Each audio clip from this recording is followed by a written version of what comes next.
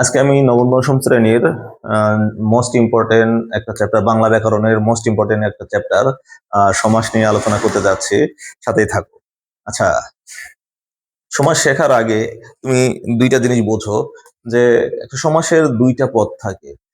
প্রথম পদকে বলা হয় পূর্বপদ, আর পরের পদকে বলা হয় পরপদ। আচ্ছা, আমরা যদি দ্বন্দ্ব সমাসের দিকে একটু খেয়াল করি, এই যে তুমি দেখতে পাচ্ছ মা, আর শেষে আছে কি বাবা। এই যে মা দেখতে পাচ্ছ প্রথমে, এটাকে বলা হয় পূর্বপদ, আর বাবা দেখতে পাচ্ছ এটাকে বলা হয় পরপদ। আচ্ছা, এখন দ্বন্দ্ব সমাস তুমি কিভাবে চিনবা? আচ্ছা, দ্বন্দ্ব সমাস চেনার উপায় হচ্ছে দুই পদেরই একটা আলাদা আলাদা অর্থ থাকবে। আবার বলি, শুধু এইটুক মনে রাখো যে দ্বন্দ্ব সমাস বোঝার একটাই উপায় যে দুই পদেরই একটা আলাদা আলাদা অর্থ থাকবে। যেমন তুমি এখানে দেখো, এই যে এখানে লেখা আছে পূর্বপদকে মা, মা একটা জিনিস, পরপদকে বাবা, মা বাবা। দেখো দুই পদেরই আলাদা আলাদা অর্থ আছে। মা বাবা দুইটা পদ, মানে মা একটা জিনিস, বাবা একটা জিনিস। তারপরে তুমি দেখো এখানে লেখা আছে এই যে স্বর্গ নরক, স্বর্গ একটা জিনিস, নরক একটা জিনিস। মানে আহ, দুইটা পদেরই মানে এই যে স্বর্গ, দুইটা পদেরই আলাদা আলাদা অর্থ পাচ্ছি আমরা। স্বর্গ একটা জিনিস, নরক একটা জিনিস, আলাদা আলাদা অর্থ। যে জমা খরচ, জমা খরচ, দেখো জমা একটা জিনিস, খরচ একটা জিনিস। হাত পা, দেখো হাত একটা, পা একটা। আবার সেম 19-20, ঝড় বৃষ্টি, তুমি আমি, তুমি একটা জিনিস, আমি একটা জিনিস। প্রত্যেকটা পদেরই আলাদা আলাদা আলাদা আলাদা অর্থ বের হচ্ছে। দেখো আসা যাওয়া, আসা এক জিনিস, যাওয়া এক জিনিস। তোমার এমসিকিউ কেমন হবে যে ভালো মন্দ, এটা কোন সমাস বের করো? তুমি দেখো ভালো এক জিনিস, মন্দ এক জিনিস। আবার আবার দ্বন্দ্ব সমাসের শেষে যে তুমি দেখবা যে তিনটা পদ আছে, আবার তিনটা পদেরই আলাদা আলাদা অর্থ আছে। এটাকেও দ্বন্দ্ব সমাস বলে। যেমন দেখো সাহেব, বিবি, গোলাম। সাহেব একটা জিনিস, বিবি একটা জিনিস, গোলাম একটা জিনিস। আহ আমি আমি তুমি এইটুকু বোঝো যে শুধু যেখানে দুইটা পদের আলাদা আলাদা আলাদা অর্থ আছে, এটা হচ্ছে দ্বন্দ্ব সমাস। আমার মনে হয় না তোমাকে আর এইটা দ্বন্দ্ব সমাস নিয়ে কোনোদিন পড়াশোনা করতে হবে। তুমি শুধু বুঝবা যে আসলে দুইটা পদের আলাদা আলাদা অর্থ আছে কিনা, তাহলেই বুঝবা ওইটা দ্বন্দ্ব সমাস। ওকে, আমরা দ্বন্দ্ব সমাস যদি শেষ করি, এই দিকে যদি আসি, আমরা কর্মধারয় সমাস যদি একটু খেয়াল করার চেষ্টা করি। আচ্ছা, কর্মধারয় সমাস কি? আচ্ছা, যে সমাসের পরপদের অর্থ প্রাধান্য পাবে। আমরা আবার বলি, সমাসের দুইটা পদ আছে, পূর্বপদ আর পরপদ। যে সমাসের পরপদের অর্থ প্রাধান্য পাবে সেটা হচ্ছে কর্মধারয় সমাস। এখানে তুমি দেখো, এখানে কি লেখা আছে যে গোলাপ ফুল। এখানে কি লেখা আছে? গোলাপ ফুল। আচ্ছা, তুমি বলো তো এখানে পূর্বপদকে, পূর্বপদকে গোলাপ, পরপদকে, পরপদ হচ্ছে ফুল। আচ্ছা, তুমি বলো গোলাপ ফুলকে কি বলা হয়? আসলে ওইটা কি? আসলে ওইটা তো ফুল, আসলে তো ফুল। ওইটা মানে কি? এখানে কি বোঝাচ্ছে তাহলে? আমি যদি তোমাকে বলি ঝিঙ্গে ফুল, এটা কোন সমাস? দেখো তো ওটা আসলে কি বোঝাচ্ছে, ঝিঙ্গে বোঝাচ্ছে না ফুল বোঝাচ্ছে? আসলে টোটালি অর্থ হচ্ছে এটা একটা ফুল। তার মানে কোন পদ বুঝাইলো এখানে?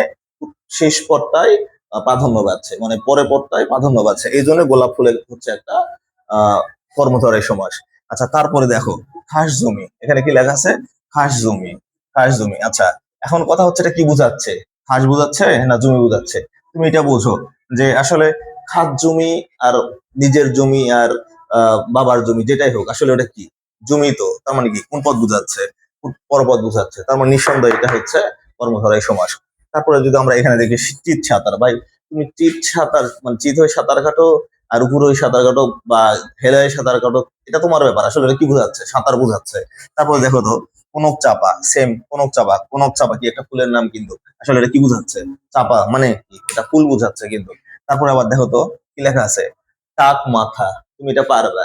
আসলে কি বোঝাচ্ছে ওইটা? টাক বুঝাচ্ছে না মাথা বুঝাচ্ছে? আসলে তো মাথায় বুঝাচ্ছে। এখন এটা চুলালা মাথা হোক আর টাক মাথা হোক, আসলে তো ওটা মাথা। তার মানে কি বুঝলা? এটা হচ্ছে কর্মধারয় সমাস। এখানে দেখো ঘি ভাত লেখা আছে, ঘি ভাত। আসলে কি ওটা? ঘি দিয়ে তুমি ভাত মাখছো না ওইটা তুমি মধু দিয়ে মাখছো না ডাল দিয়ে মাখছো, এটা হচ্ছে ব্যাপার নয়। এটা হচ্ছে, এটাকে কি বলা হচ্ছে? ঘি ভাত। মানে কি? এটা ভাত বোঝাচ্ছে তো। তারপরে দেখো হাত ঘড়ি। এটা কি বোঝাচ্ছে? হাত, হাত ঘড়ি। আচ্ছা দেখো, এটা হাত বোঝাচ্ছে না ঘড়ি বোঝাচ্ছে? এখন কথা হচ্ছে এইটা, আমার এইটা হাত ঘড়ি। দেওয়াল ঘড়িও তো হইতে পারে। দেওয়াল ঘড়ি, হাত ঘড়ি, যেটাই হোক, আসলে এটা কি? ঘড়ি। Okay, তার মানে কি ঘড়ি বোঝাচ্ছে। আচ্ছা, যেহেতু ঘড়ি বোঝাচ্ছে, পরপদ বোঝাচ্ছে, তার মানে নিঃসন্দেহে এটা হচ্ছে কর্মধারয় সমাস। তারপরে দেখো ঘর জামাই। ঘর জামাই হোক আর যে জামাই হোক, আসলে এটা কি? জামাই বোঝাচ্ছে। দেখো পরপদ বোঝাচ্ছে, এটা তো পরপদ, পরপদ বোঝাচ্ছে, তার মানে নিঃসন্দেহে এটা হচ্ছে কর্মধারয় সমাস। তারপরে দেখো বিজয় পতাকা, কি এটা আসলে? পতাকা তো বিজয় বুঝায় না পতাকা বুঝাচ্ছে? আসলে এটা পতাকা। তারপরে দেখো কাজল কালো। আচ্ছা এখানে একটা কথা বলি, কর্মধারয় সমাস আবার কয়েকটা ভাগে ভাগ আছে। তার মধ্যে হচ্ছে উপমান আর উপমেয় বা মান, বা আরেকটা হচ্ছে উপমিত।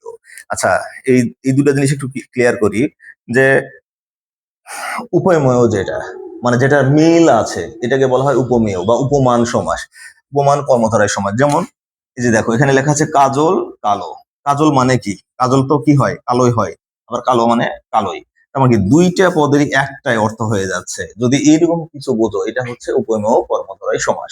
মানে সত্য ঘটনা, কাজল কালো, কাজল তো কালোই হয়, আসলে এই ঘটনাটা সত্য, এই জন্য এটাকে বলা হবে উপমেয় কর্মধারয় সমাস। আবার এই যে তুষার, তুষার কি? সাদা। তুষার সাদা, শুভ্র মানেও সাদা। মানে এটা কি? সত্য ঘটনা তো। বরফ তো, বরফ তো সাদাই হয়, আসলে এটা সত্য ঘটনা। এই জন্য এটা হচ্ছে উপমেয় কর্মধারায়। তারপরে কি লেখা আছে দেখো, সিংহ পুরুষ। সিংহ পুরুষ আসলে এটা কর্মধারয় সমাস। তবে এটা কি উপমেয় না উপমান? তুমি একটু চিন্তা করো তো, পুরুষ কখনো সিংহের মতো হইতে পারে? হইতে পারে না। এটা হচ্ছে মিথ্যা ঘটনা। যদি মিথ্যা ঘটনা হয়, তাহলে সেটাকে বলা হবে উপমিত কর্মধারায়। চন্দ্রমুখ, তুমি বলো তো, মুখ কখনো চাঁদের মতো হইতে পারে? এটাও মিথ্যা ঘটনা। এই জন্য এটাকে বলা হয় উপমিত কর্মধারয় সমাস। তার মানে তুমি কি বুঝলা? যদি ঘটনা সত্য হয়, সেটাকে বলা হয় উপমেয় কর্ম, উপমান কর্মধারয়। আর যদি ঘটনা মিথ্যা হয়, সেটা হচ্ছে উপমিত কর্মধারয়। আচ্ছা আমি আর একটা বহুব্রী সমাসটা তোমাদের একটু দেখাই।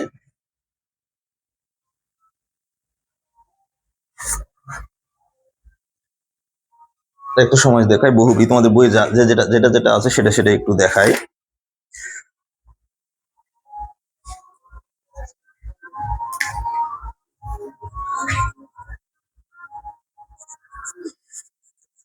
আচ্ছা বহুব্রী, এখানে কিছু বহুব্রী আমরা দেখাই।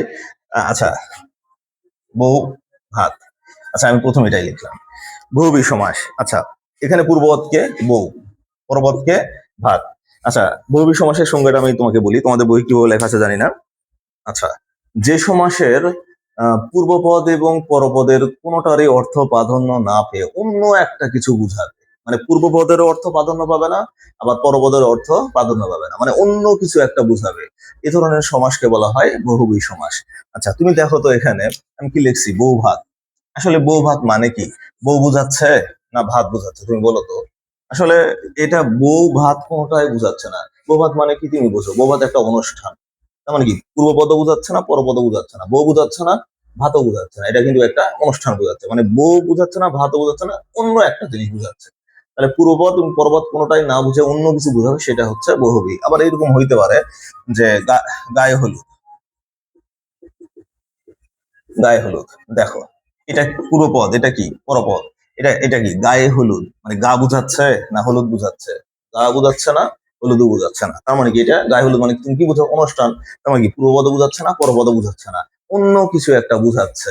এটা হচ্ছে কি বহুব্রী সমাস। আবার যদি আমরা এখানে দেখি যে কানাকানি। কানাকানি মানে তুমি কি বুঝো? কান বুঝাচ্ছে না, কানে বুঝাচ্ছে? কোনোটাই কিন্তু বুঝাচ্ছে না। কানাকানি মানে আমি কি বুঝছি, তোমরা কি বুঝো? কানাকানি মানে কি গোপন কথা, মানে অন্য কিছু বুঝাবে। ওইটা হচ্ছে কি বহুব্রী সমাস। আবার তোমাদের বইয়ের থেকে যদি একটা উদাহরণ দিই আমি, যে হাতে, হাতে খড়ি। আচ্ছা এই যে হাতে খড়ি, হাতে খড়ি, হাতে খড়ি মানে কি তুমি বুঝো? হাত বোঝো না খড়ি বোঝো? হাতে খড়ি মানে কি, কি বুঝি আমরা? হাতে খড়ি মানে প্রাথমিক শিক্ষা। এটা হচ্ছে কি হাতও বোঝাচ্ছে না, খড়িও বোঝাচ্ছে না, এটা প্রাথমিক শিক্ষা বোঝাচ্ছে। তার মানে কি এইটা, মানে পূর্বপদ পরপদ না বুঝিয়ে অন্য কোনো পদ যদি অন্য কিছু বোঝায়, তাহলে সেটা হচ্ছে বহুব্রী সমাস। তুমি আরো দুই একটা উদাহরণ দেখতে পারো। এই যে লাঠালাঠি, তুমি বোঝো তো লাঠালাঠি কি বুঝায়? কোনোটাই বুঝাচ্ছে না। লাঠালাঠি মানে কি বুঝো? হতে পারে সেটা যুদ্ধ হইতে পারে। আবার আবার গোপ খেজুরে। আচ্ছা গোপ খেজুরে এটা কোন সমাস তুমি বলো? আচ্ছা দেখো তো, একটু খেয়াল করো তো, এটা কি গোপ বুঝাচ্ছে না খেজুর বুঝাচ্ছে? কোনোটাই বুঝাচ্ছে না। গোপ খেজুর মানে কি? অলস ব্যক্তি, অলস যেটাকে আমরা বলি, এটা হচ্ছে গোপ খেজুর মানে কি? অলস ব্যক্তি। এখানে গোপও বুঝাচ্ছে না, খেজুরও বুঝাচ্ছে না, তাহলে এটা কোন সমাস? এটা হচ্ছে অবশ্যই বহুব্রী সমাস। আচ্ছা আমরা দুই একটা কথা বলি। হইতে পারে কি হইতে পারে, আহ আচ্ছা হাতাহাতি, হাতাহাতি, হাতাহাতি। এই যে হাতাহাতি, এই যে এটাই হচ্ছে পূর্বপদ, এটা হচ্ছে পরপদ। এটা কোনটা কি বোঝাচ্ছে? হাত বোঝাচ্ছে না হাতি বোঝাচ্ছে? কোনটাই বোঝাচ্ছে না। হাতাহাতি মানে কি? এটা তো যুদ্ধ।